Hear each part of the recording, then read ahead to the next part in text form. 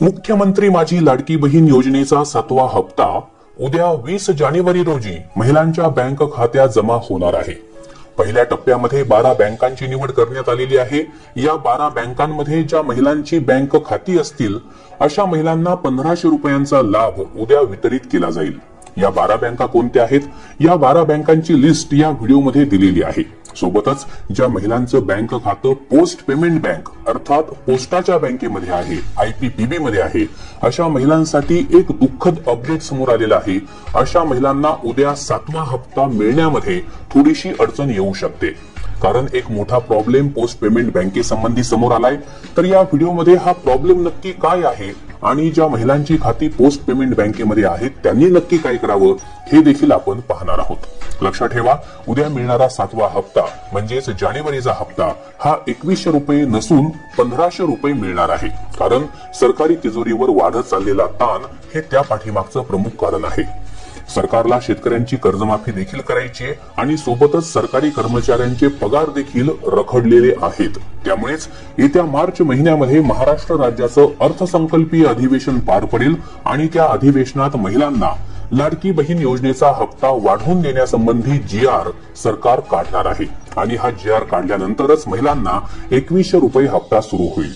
याचाच अर्थ अजूनही 2 ते 3 महिने लाडक्या बहिणींना 2100 रुपये हप्त्यासाठी वाट पाहावी लागणार आहे। त्यामुळे उद्या मिळणारा 7वा हप्ता हा 1500 रुपये असणार आहे।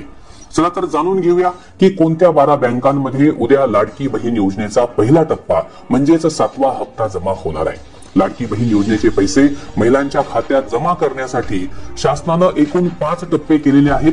त्यापैकी पहिला टप्पा उद्या 20 जानेवारी सोमवारी पार पडेल। यामध्ये 12 बँकांचा समावेश असेल।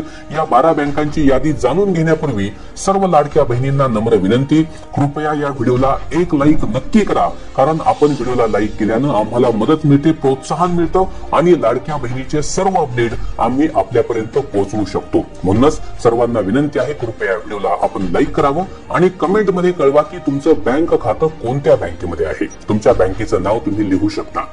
चला तर या व्हिडिओला आपण सुरुवात करूया। काल महिला व बालकल्याण मंत्री आदितीताई तटकरे यांनी लाडकी बहीण योजनेच्या 7व्या हप्त्याविषयी मोठी घोषणा केली। आदितीताईंनी सांगितलं की 26 जानेवारीपर्यंत म्हणजेच प्रजासत्ताक दिनापर्यंत सर्व पात्र लाभार्थी महिलांच्या बँक खात्यात आम्ही मुख्यमंत्री माझी लाडकी बहीण योजनेचा 7वा हप्ता अर्थात जानेवारीचे पैसे जमा करणार आहोत। 5 ते 6 दिवसात हे पैसे 2 कोटीहून अधिक महिलांच्या बँक अकाउंटमध्ये जमा केले जातील। याचाच अर्थ 20 जानेवारी पासून म्हणजे सोमवार पासून ते 26 जानेवारी पर्यंत 2 कोटीहून अधिक महिलांच्या बँक खात्यात सरकारकडून पैसे जमा केले जाणार आहेत आणि याची सुरुवात होणार आहे 20 जानेवारी सोमवार पासून। तर या पहिल्या टप्प्यामध्ये जवळपास 23 ते 25 लाख महिलांच्या बँक खात्यामध्ये लाडकी बहीण योजनेचा 7वा हप्ता सरकारकडून जमा केला जाणार आहे। या बँकांमध्ये जी पहिली बँक आहे ती म्हणजे भारतीय स्टेट बँक अर्थात SBI, यालाच स्टेट बँक ऑफ इंडिया असंही म्हणतात। SBI ही केवळ भारतातलीच नव्हे तर जगातली एक प्रमुख मोठी बँक आहे। या बँकेमध्ये भारतातील बहुतांश नागरिकांची खाती आहेत। लाडकी बहीण योजना असू द्या किंवा इतर कोणतीही सरकारी योजना असू द्या, या सर्व योजनांचे पैसे सर्वात आधी जर कोणत्या बँकेत जमा होत असतील तर ती बँक म्हणजे भारतीय स्टेट बँक SBI। सोबतच या बँकेतून पैसे कट होण्याचे किंवा विनाकारण चार्जेस लागण्याचं प्रमाण देखील सर्व बँकांमध्ये अगदी कमी आहे आणि म्हणूनच प्रत्येक भारतीयाला SBI वरती विश्वास आहे। अनेक भारतीयांची SBI बँकेमध्ये खाती आहेत। तर बघा, उद्या 20 जानेवारी रोजी SBI म्हणजेच भारतीय स्टेट बँकेमध्ये लाडकी बहीण योजनेचा 7वा हप्ता जमा होणार आहे। हा 7वा हप्ता 1500 रुपयांच्या स्वरूपात असेल, हे लक्षात ठेवा। तर ज्या ज्या महिलांची बँक खाती भारतीय स्टेट बँकेत आहेत त्यांनी उद्याच आपलं पासबुक प्रिंट करून घ्या किंवा SMS चेक करा आणि खात्यामध्ये पैसे आले की नाही ते पहा। जर तुम्ही गुगल पे, फोन पे वापरत असाल तर तुम्ही अशा UPI साधनांच्या मार्फत देखील स्वतःचा बँक बॅलन्स चेक करू शकता। दुसरी बँक आहे बँक ऑफ महाराष्ट्र। ही महाराष्ट्राची बँक आहे आणि या बँक ऑफ महाराष्ट्रमध्ये देखील सर्वात आधी सरकारी योजनांचे पैसे जमा होताना दिसून येतात। या बँकेचं वैशिष्ट्य असं की या बँकेमध्ये कधीही कोणत्याही स्वरूपाचे अतिरिक्त चार्जेस ग्राहकांना कधीच भरावे लागत नाहीत आणि त्यामुळेच लाडक्या बहिणीचे पैसे आतापर्यंत तरी या बँकेतून कुणाचेही कट झालेले नाहीत। तर उद्या बँक ऑफ महाराष्ट्रामध्ये लाडक्या बहिणीचा 7वा हप्ता जमा होत आहे.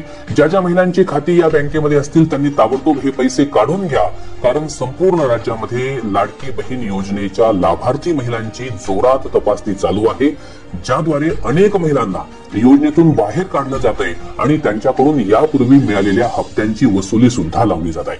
त्यामुळे SMS किंवा मेसेज येताच आपल्या खात्यातून आपण पैसे काढून घ्यावे. तिसरी बँक आहे बँक ऑफ बडोदा. ही देखील एक सरकारी बँक आहे आणि याही बँकेमध्ये सरकारी योजनांचे पैसे ताबडतोब जमा होताना दिसून येतात. पुढची बँक आहे HDFC बँक. ही एक खाजगी बँक आहे, परंतु तरी देखील या बँकेच्या सेवा या जगात सर्वोत्तम मानल्या जातात. या बँकेमध्ये बँक अकाउंट असणं हे एक सोशल स्टेटस मानलं जातं. जर तुमचंही खातं या HDFC बँकेमध्ये असेल तर अशा व्यक्तीला खरोखर समाजामध्ये मोठा मान सन्मान मिळतो. तर उद्या या बँकेमध्ये 7वा हप्ता जमा होत आहे. जर तुमचं खातं या बँकेत असेल तर तुम्ही देखील तुमचा बँक बॅलन्स नक्की चेक करून घ्या. पुढची बँक आहे CBI अर्थात सेंट्रल बँक ऑफ इंडिया. संपूर्ण भारत देशामध्ये या सेंट्रल बँकेच्या शाखा आपल्याला दिसून येतील आणि जर तुमचं खातं या बँकेत असेल तर तुम्हाला उद्या लाडकी बहीण योजनेचा जानेवारीचा हप्ता प्राप्त होणार आहे. पुढची बँक आहे BOI म्हणजेच बँक ऑफ इंडिया. ही एक पब्लिक सेक्टर बँक आहे अर्थात सरकारी बँक आहे आणि याही बँकेमध्ये सरकारी योजनांचे पैसे खूप लवकर जमा होतात. पुढची बँक आहे PNB अर्थात पंजाब नॅशनल बँक. याही बँकेमध्ये हप्ता जमा होत आहे. नंतर आहे कॅनरा बँक. कॅनरा बँकेमध्ये देखील उद्या लाडकी बहीण योजनेचा 7वा हप्ता जमा होणार आहे. नंतर आहे IOB म्हणजेच इंडियन ओव्हरसीज बँक. ही देखील एक सरकारी बँक आहे. याही बँकेत पैसे जमा होतील.